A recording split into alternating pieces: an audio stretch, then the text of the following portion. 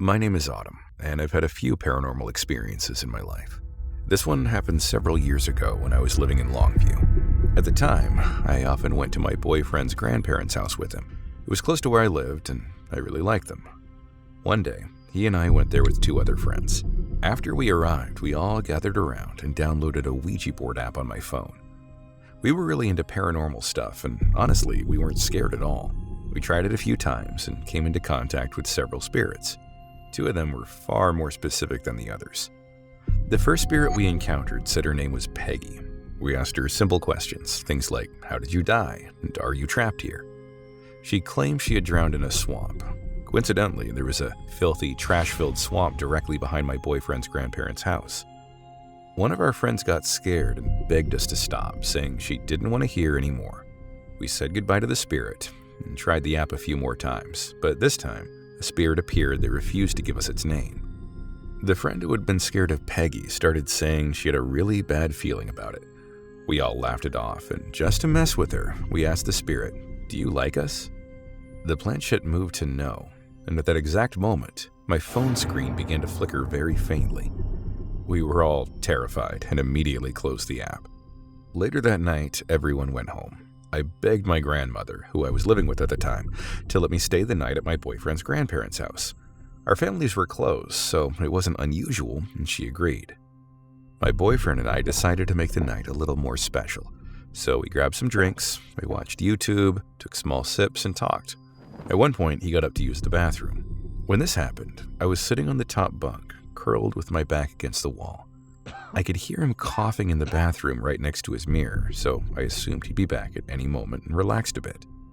I swear my eyes were closed, yet I could still see the mirror across the room, the dresser, the TV, and the game console. Then someone started talking to me. A cold but gentle hand brushed a strand of hair away from my face, and a voice softly asked, "Are you okay, baby?" Without thinking, I answered, "Yeah, why?" The hand stayed on my cheek, or at least the cold sensation did. Then the voice asked, "Will you carry my baby?" I got scared, but I assumed my boyfriend was just drunk and messing with me. I replied, "Maybe when we're older, but not now, baby." The voice became more insistent.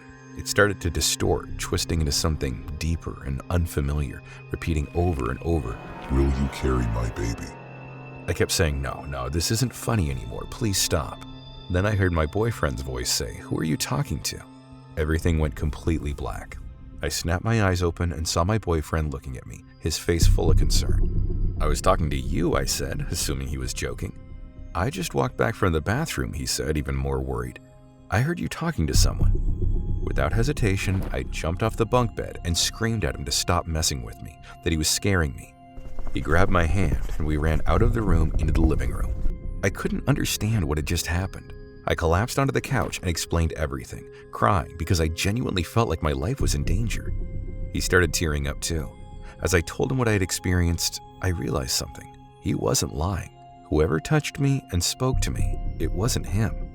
Neither of us slept that night. We sat in the living room until around 6 or 7 in the morning, then went into the bedroom, grabbed our things, and left for my house. As soon as I got home, I went straight to my room, curled up, and tried to sleep. Later, when I started looking things up, I came across old myths and legends about demons that drain life from women while they sleep. I hope I never experience anything like that again. It's too difficult to explain to others and even to myself. That night, I felt like I was losing my mind. I wanted to share this story because I used to believe that demons like that only existed in books. I never thought they could be real. I want to share a story my grandmother used to tell me when I was a kid. She told me a lot of stories growing up, but this one always stuck with me. It was strange, sad, and deeply unsettling in a way I never forgot. When my grandmother was about 10 years old, around 10 years before the partition of India and Pakistan, she was living in Goa, India. Her family was deeply Catholic, and the church was a big part of their daily lives. Every Sunday, after Sunday school ended, my grandmother and her friends would play in the church garden while they waited for their parents to come pick them up. My grandmother's name was Alice, and she had 3 close friends, Ella, Jacqueline, and Marilyn. Ella was different from the others. She was an orphan, and there was always something distant about her, like she was half lost in thought. While the other kids laughed and ran around, Ella would sometimes say she could see people that no one else could see. Some of the kids found that uncomfortable, but my grandmother was always kind to her. One Sunday, while they were playing in the garden, Ella suddenly stopped. She said she could hear someone calling her name. None of the other girls heard anything. Curious, Ella slowly walked toward a large palm tree near the edge of the garden. Sitting on the ground beneath it was a woman. According to Ella, the woman was breathtakingly beautiful. She wore a soft, white dress that looked like silk, glowed almost like an angel, and smelled faintly of jasmine. Ella talked with the woman for a while. When Sunday school ended, one of the nuns from the orphanage came to call Ella back. Before leaving, Ella pulled my grandmother aside and told her about the woman. Alice, I met a woman today. She's so beautiful and she smells like jasmine. She looks like a bride. And she lives near that tree. We're going to meet here every Sunday, so I won't be playing with you guys anymore.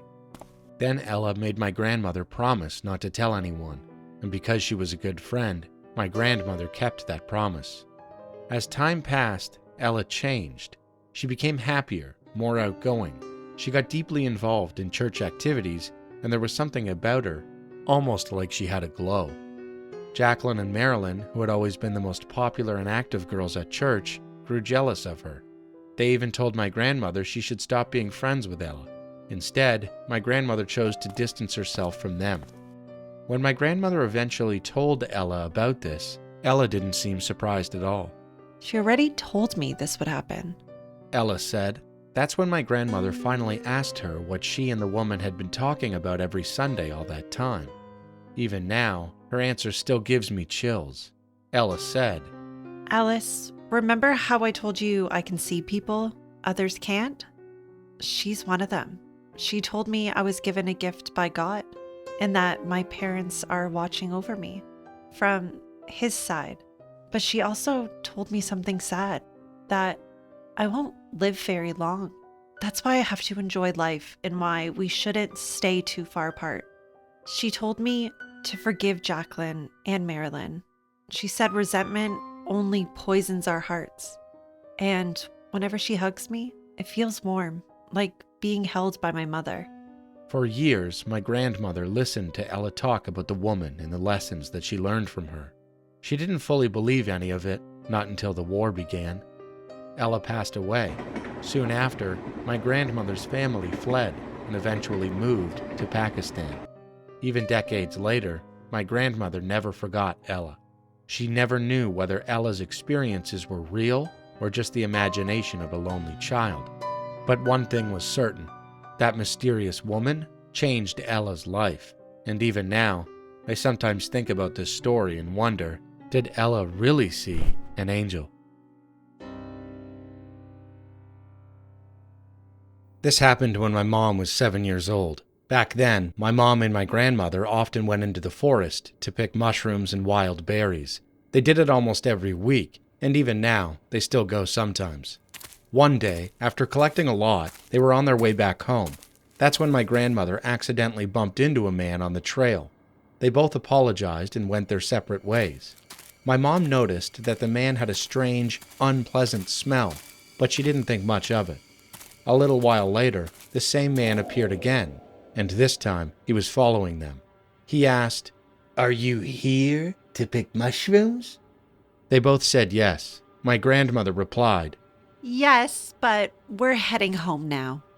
Then the man said, "Follow me. I know a place where there are a lot of mushrooms." At that moment, my grandmother felt a chill run down her spine. She told him they needed to go home quickly. My mom was tired too and just wanted to leave. But the man wouldn't stop.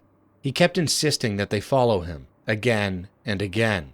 Finally, they started running, and he ran after them. When they were almost out of the forest, the man suddenly stopped. He just stood there, staring at them, with a strange, unreadable expression. They ran all the way home. About 3 days later, my mom and grandmother went back to the forest to pick more mushrooms. This time, they took a different path. As soon as they entered, they saw several police cars. It looked like a crime scene. Later, they found out that it really was one. A police officer approached them and asked if they had seen anything suspicious. My grandmother told him about the man who had followed them. The officer then showed her a photo and asked, "Is this the man? He's our main suspect." My grandmother froze. It was him, the same creepy man who had chased them. She was absolutely sure.